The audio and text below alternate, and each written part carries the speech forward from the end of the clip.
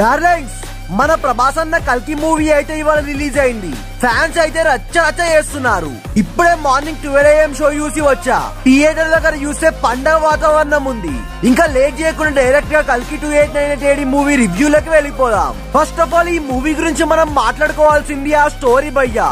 ఈ movie story ఇంకా screen play ఈ సినిమాకి మెయిన్ గా ప్లస్ అయిందని చెప్పాలి. మూవీ స్టార్టింగ్ లో మహాభారతం సెటప్ కిరాక్ ఉంది. ఆడియన్స్ అరుపులకి థియేటర్లు దద్దరిల్లిపోతున్నాయి. ప్రభాస్ అన్న స్క్రీన్ పైకి ఎప్పుడెప్పుడు వస్తాడో అని అందరూ వెయిట్ చేస్తుంటే కరెక్ట్ గా ఈ మూవీ స్టార్ట్ అయిన 20 మినిట్స్ కి మన భైరవ ఎంట్రీ ఇస్తాడు. అసలు ఈ ఎంట్రీ సీన్ లో ప్రభాస్ అన్నకి ఇచ్చిన ఎలివేషన్ మాత్రం నాగశ్విన్ వేరే లెవెల్లో ప్లాన్ చేశాడు. ఈ సినిమాలో ప్రభాస్ అన్న ఎంట్రీ, కామెడీ టైమింగ్, సాంగ్స్ ఇంకా BGM what not everything is extraordinary అంతే. అసలు ఫస్ట్ హాఫ్ మొత్తం మహాభారతంలోని సీన్స్ ఇంకా వరల్డ్ బిల్డింగ్ లో మునిగిపోతుంది. ఇంకా బుజ్జి అండ్ భైరవ కామెడీ ఉంటుంది భయ్యా. అసలు మాటలు లేవు, వేరే లెవెల్ అంతే.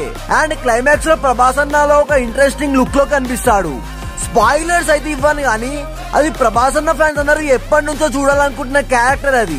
దాన్ని చూసాక మీకు పిచ్చెక్కిపోతుంది. ఎవరైనా ఈ క్లైమాక్స్ కి సీన్ స్పాయిలర్స్ అయితే ఇవ్వను గానీ అది ప్రభాస్ అన్న ఫ్యాన్స్ అందరూ ఎప్పటి నుంచో చూడాలనుకుంటున్న క్యారెక్టర్ అది. దాన్ని చూసాక మీకు పిచ్చెక్కిపోతుంది. ఎవరైనా ఈ క్లైమాక్స్ సీన్ కి అరవాల్సిందే. అసలు ఈ మూవీలో ఆ యాస్కిన్ క్యారెక్టర్ ని సరిగ్గా చూపించలేదు. అంటే కమల్ హాసన్ గారి క్యారెక్టర్ ని సరిగ్గా చూపించలేదు. అసలు చెప్తున్నా కదా, విఎఫ్ఎక్స్ అండ్ గ్రాఫిక్ వర్క్స్ మాత్రం హాలీవుడ్ సినిమా రేంజ్ కి ఏ మాత్రం తగ్గలేదు. ఎక్స్ట్రాడినరీ వర్క్ అసలు. కాకపోతే మహాభారతం సీన్స్ లో అశ్వత్థామ ఏకోర్ అసలు ఈ మూవీలో ఆ యాస్కిన్ క్యారెక్టర్ ని సరిగ్గా చూపించలేదు. అంటే కమల్ హాసన్ గారి క్యారెక్టర్ ని సరిగ్గా చూపించలేదు.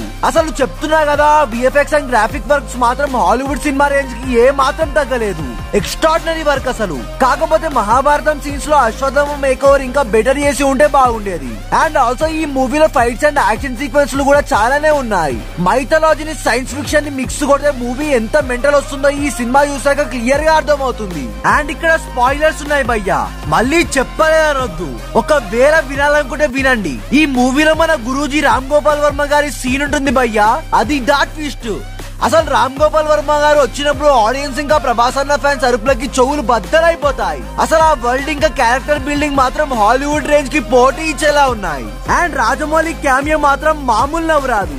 ఈసారి నేను 10 years నా దగ్గరనే పెట్టుకుంటా అని ఒక డైలాగ్ ఉంటుంది. ఆ డైలాగ్ కి మాత్రం మామూలు నవ్వు రాదు. అసలు ఒక్కొక్క క్యామియో చూస్తుంటే నా మెంటల్ రోస్ట్ అయి బ్లాస్ట్ అయిపోయింది. అసలు ఇన్ని క్యామియోస్ నేను ఏ సినిమాలో కూడా చూడలేదు. అండ్ ఈ మూవీ ఇంటర్వెల్ లో కృష్ణం వందే జగద్గురు సాంగ్ లాంటి ఒక వైబ్ టచ్ ఉంటుంది. ఈ ఇంటర్వెల్ కి మెంటల్ గూస్ బంప్స్ వస్తాయి. ప్రభాస్ అన్న ఇంకా బ్రహ్మానందం మధ్యలో కామెడీ సీన్స్ ఉంటాయి భయ్యా. అవి చూస్తుంటే మనకి మిర్చి మూవీయే గుర్తొస్తుంది. అసలు కామెడీ మాత్రం నెక్స్ట్ లెవెల్ పీక్స్ అంతే. అండ్ ఈ మూవీ బిగ్గెస్ట్ సస్పెన్స్ ని రివీల్ చేస్తున్నా. ఇది విన్నాక మీరు 200% ఈ మూవీకి వెళ్తారు. ఈ సినిమాలో విజయాన్ని మనం అర్జునుడిగా చూస్తాం భయ్యా. చిన్న క్యామియోలా ఉంటుంది కానీ మెయిన్ క్యారెక్టర్ కు ఉన్న ఇంపార్టెన్స్ ఉంటుంది విజయన్న రోల్ కి. అసలు కుత్త చింపి పడేసిండు. Literally no words to say. ఒక్కటే చెప్తున్నా, హైప్ కోసం కాదు కానీ ఒక్కసారి ఈ మూవీ ప్రీ క్లైమాక్స్ ఇంకా లాస్ట్ 2 minutes క్లైమాక్స్ చూస్తే సీట్ల మీద ఒక్కరు కూడా కూర్చొని ఉండరు. మీ మైండ్ బ్లాస్ట్ అయిపోతుంది. అసలు ఈ మూవీలో ప్రభాస్ అన్న క్లైమాక్స్ లో క్యారెక్టర్ ని ఒక్కసారి చూడండి, మీరు షాక్ కాదు, లిటరలీ షేక్ అయిపోతారు. అసలు ఈ మూవీ సెకండ్ హాఫ్ చూస్తుంటే వామ్మో వార్నాయనో ఇదేందా ఇది, నేనెప్పుడు చూడలే. ఏం ప్లాన్ చేసావు నాగి మామ? ఆడియన్స్ ని థియేటర్ లో ఉంచుదాం అనుకున్నావా లేదా అనిపిస్తుంది. ఒక్కొక్క సీన్ కి ప్రతి ఒక్కరు లిటరలీ స్క్రీన్ అలా కన్ను కూడా ఆర్పకుండా చూస్తూ ఉండిపోయారు. ఎట్ లాస్ట్ ఈ మూవీకి నా రేటింగ్ వచ్చేసి 4.8/5. అసలు no negatives, but first half world building ని ఇంకా కొంచెం బెటర్ చేయాల్సింది. కానీ అవన్నిటిని 110% సెకండ్ హాఫ్ మర్చిపోయేలా చేసింది. That's why this movie deserves 4.8 rating. That's it for today guys. కల్కి 2898 మూవీ చూసిన ప్రతి ఒక్కరు ఈ మూవీ ఎలా ఉందో ఒక్కసారి కామెంట్ చేయండి. అండ్ ఇలాంటి జెన్యూన్ రివ్యూస్ కోసం మన యూట్యూబ్ ఛానల్ ని సబ్స్క్రైబ్ చేసుకోండి. మరొక వీడియోతో మళ్ళీ వస్తా. అంతవరకు టాటా బై బాయ్.